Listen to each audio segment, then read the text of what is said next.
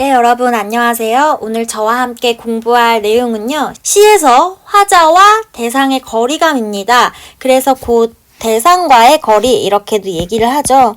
대상과의 거리가 어떻게 되는지 그런 것을 한번 저랑 같이 보도록 하겠습니다. 첫 번째로 설명할 것은요. 이제 물리적 거리감입니다. 물리적 거리감이란 시적 대상이 있죠. 그 다음에 시적 화자가 있죠. 이 거리가 얼마만큼 떨어져 있는지입니다. 예를 들면 시에서는 이제 사랑하는 님에 대한 이야기가 많이 나오는데 님이 부재할 때 그 사랑의 심리를 많이 얘기를 합니다. 그래서 화자는 여기 있는데 내가 사랑하는 임은 여기 있어요.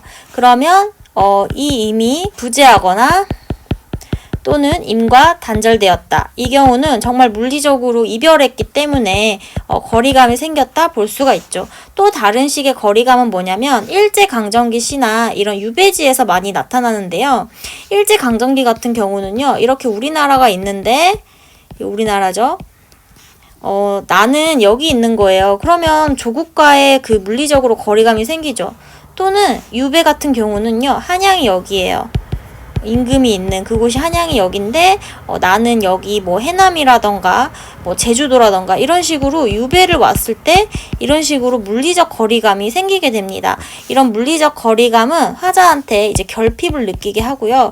이러한 결핍 때문에 내가 그리워하는 임에 대한 간절함 또는 조국에 대한 그런 사랑 이런 것들을 느끼게끔 하죠.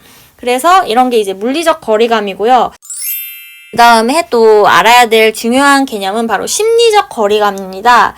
이 심리적 거리감은 주로 정서적 거리감을 얘기합니다. 그러니까 아까는 정말 단순하게 물리적으로 대상과 떨어져 있는 그 거리감 자체를 말한다면 여기서는 이제 정서적 거리감인데요. 시적 대상을 어떻게 보면 약간은 부정적이고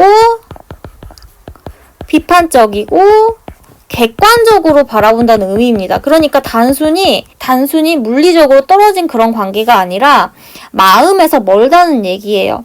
그러면 이거는 뭐냐면 시적 대상한테 관여를 전혀 하지 않습니다.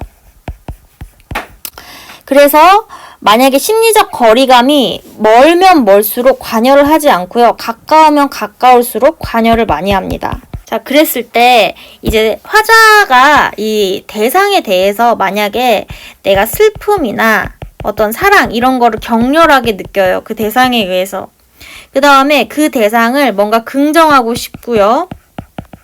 그 다음에 예찬하고 싶고요. 뭔가 우호적이야. 그 다음에 친하고 싶어요. 친화적이에요. 또는 많이 나오는 거 뭐죠? 불쌍히 여기는 마음, 연민을 가지게 되면 대상과의 거리가 아주 가깝습니다. 우리 잘 생각해봐요. 뭔가 하나라도 더 해주고 싶고 한마디라도 더 하고 싶은 친구들을 생각했을 땐 나랑 걔랑 정서적인 거리감이 가깝다고 볼 수가 있죠. 그때는 물리적으로 그 친구와 떨어져 있어도 마음이 가깝기 때문에 그 친구를 생각하는 나의 마음은 가까울 수밖에 없죠. 그런데 여기서 이제 먼 경우는 뭐냐면요. 이건 주로입니다. 주로 부정적 감정을 가지고 있으면 멀어질 수밖에 없습니다. 그리고 내가 어떤 것에 대해서 객관적으로 인식하거나 어떤 비판의식을 가지면은 화자의 거리가 멀어질 수 있어요. 예를 들면은 내가 어떤 친구랑 굉장히 친했어요. 근데 뭔가 그 친구의 안 좋은 면, 그 다음 단점 같은 것을 객관적으로 파악하게 되면 당연히 정서적인 거리감도 멀어지죠. 똑같은 거예요. 이 문학이란 건 사람의 언어이기 때문에, 그러니까 화자와 대상 간의 관계를 나와 친구와의 관계 이렇게 봐도 괜찮은 거예요. 여기서는 이 대상 간의 이제 거리가 먼 상태에서 이것을 얘기를 하려면 내 감정을 주로 어떻게 할까요? 절제합니다. 그래서 감정의 절제가 대상과의 거리가 멀면 잘 일어납니다. 그래서 대상과 거리감의 관계에 대해서 제가 한번 얘기를 해보자면 문학에서 말하는 이 거리라는 게 뭐냐면 미적 거리를 얘기합니다. 텍스트를 통해서 상상력을 전달받잖아요. 그래서 이것의 미적 거리가 이게 주관적이냐 아니면 객관적이냐 이렇게 달라지는 거예요. 아까 했던 이야기입니다. 어떤 대상에 대해서 주관적으로 바라보게 되면요. 대상을 변형시키거나 열정적으로 반응하게 돼요. 그러면은 거리가 가까워져요. 근데 객관적으로 바라보게 되면 이성적이고 눈에 보이는 대로 어떠한 감정 표출도 없이 바라보는 거니까 대상과의 거리가 멀어집니다. 그러면 수능에선 이걸 어떻게 물어보냐 또는 문제에선 어떻게 물어보냐 라고 얘기하면 이거는 그냥 화자를 잘 관찰하면 다 나와요. 화자가 대상에 대해서 어떠한 태도를 가지고 있냐 이거를 봐야 되는데 제가 그 전에 시의 어조가 중요하다고 했잖아요. 이 태도는 말투에서 드러납니다. 우리가 좋은 친구를 보면 말이라도 예쁘게 하게 되지만 내가 싫어하는 친구, 나 별로 마음에 들지 않는 친구를 만났을 때는 말을 좀 차갑게 하거나 그냥 할 말만 하고 딱 끊어버리잖아요. 그런 거랑 똑같아요. 화자의 태도나 어조를 보고 화자와 대상 간의 정서적 거리를 알 수가 있는 겁니다. 자, 그러면 예시를 볼게요. 정한영의 조국이라는 시입니다. 한번 같이 읽어볼까요? 행여나 다칠세라 너를 안고 줄 고르면 손 닿자 애절히 우는 서러운 내 가엾고요 라고 하는데 이 가엾고가 당연히 조국을 상징하겠죠. 자, 그러면 그냥 바로 볼게요. 여기서 화자, 지금 말하고 있는 사람이랑 이 가엾고라는 대상 간의 거리는 가깝다 멀다? 네, 뭐 때문에? 그렇죠. 서럽다는 표현 때문이죠. 이거 서러운 거는 뭐냐면 주관적인 감정이잖아요. 가엾고가 이 가야금이거든요. 어떻게 서러워할 수가 있어요? 이거는 뭐냐면 내가 서러운 감정, 조국으로 가고 싶은데 갈 수 없는 그 조국의 상황, 안타까운 상황에 내가 그 감정이입을 한 거죠. 그러니까는 화자와 대상의 거리가 아주 가까워요. 이해가 되시죠?